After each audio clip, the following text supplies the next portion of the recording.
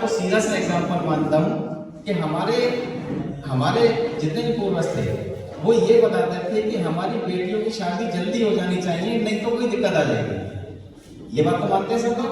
Yes sir. सभी लोग मानते हैं ना? तो इसका मतलब हमारे पूर्वजों को ये तो बात बताती है कि अगर बेटियों की शादी लेट हुई तो कोई तो ऐसी बीमारी घेर लेगी जो दिक्कत करेगी, जो इनफर्टिलिटी को कॉज करेगी। तो वही पीसीओएस था, वही पीसीओडी थी, बस उसके जो नाम है वो 1953 से शुरू हो गए, वरना ये बीमारी तो हमारे प्रचलन में है। और हमारे सारे पूर्वज इस बीमारी को जानते थे कि भैया अगर शादी जल्दी नहीं हुई तो बच्चे नहीं होंगे।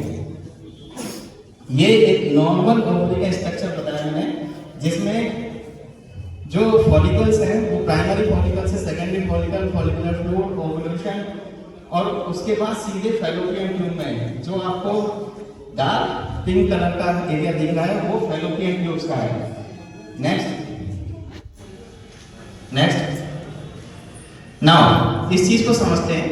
जब ईश्वर ने इस पूरे स्ट्रक्चर को बनाने की कोशिश करी होगी तो आपने देखा होगा कि किसी भी फर्टिलिटी के लिए क्या रिस्पॉन्सिबल है कि एक ओवा आए और इधर से स्पर्म आए। स्पर्म को ट्रेवल करने के लिए बहुत लंबा समय बीतता है और उसको बहुत सारी परेशानियों से होकर के गुजरना पड़ता है। अगर आप पहले के स्ट्रक्चर में जो मैंने पहले स्लाइड दिखाई थी उसमें आपने देखा होगा कि जो ओवरी है वो एक लिगामेंट से अटैच है यूट्रस के द्वारा, है ना? लिगामेंट से अटैच है। इसी को ऐसे समझते हैं कि इस माइक को भी थोड़ी देर के लिए ओवरी मान लेते हैं और ये लिगामेंट है जो उसको यूट्रस से अटैच कर रहा है और उसके ऊपर ये जो फिल्ट्रीज हैं वो मूवमेंट कर रही हैं लाइक दैट। इसका एक एग्जांपल बताता हूँ कि आप इस ओवरी को देखते रहो। अभी तक भी पूरी मेडिकल साइंस ये नहीं बता पाई कि कौन ओवरी के कौन से हिस्से से ओवुलेशन होने वाला है। मतलब ये जो सबसे पहली इमेज है उसमें ओवुलेशन होता हुआ दिखाया गया है।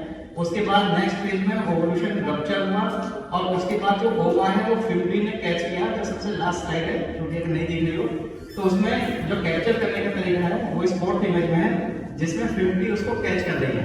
मतलब यहाँ से ओवा निकला, ओवा निकलने के बाद फिल्ट्री उसको कैच कर रही है। सोचिए अगर ये फिल्ट्री इसको कैच ना कर पाए तो क्या होगा? ओवम कहाँ जाएगा? कहाँ पर? रीजनरेशन तो हो गया, जाएगा कहाँ? वो जाएगा पेरिटोनियल कैविटी में। और उस ओवा को क्या चाहिए था?